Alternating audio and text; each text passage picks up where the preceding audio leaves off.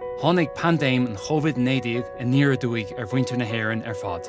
Rud a chur íochaill an áirithe ómhór a dhéanamh inar maithe nach raibh cuine bith an lo. Bhain sé stad oban asan inar saol pásanta agus sóisialta. Chur sé coscar an dul lasmuid de limistéir beag áitiúil, is chun sé síos géalagar na tíre.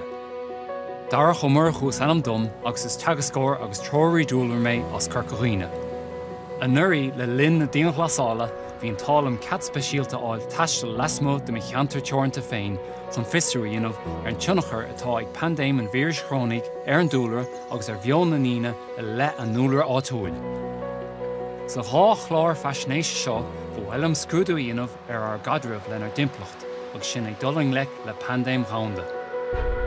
Bé méid tuairt cuairt chuid na páirceanna náisiúnta is cáiliúla sa tír, chun fáil amach conas mar tá an aspa cuairteoirí ó thar leabhar imithe a bhaim an timplacht.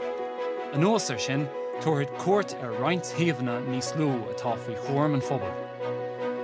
Ceapan gur deis sé seo a ritheann daon ghlasáil fistriú a dhéanamh conas táid amreachtant. Tásún fáil amach an féadlann an deis seo hapú agus ar nósanna na athrú. Is le sin rá bhfuil mid réig leis an cainte stop agus an beartaíanamh de réir am ríthair. Bhfuil a mis nach a gcuin túsáid a thuirt ar nachtaí nádúrtha as an glasa oscailt ar cócht an Nádúr.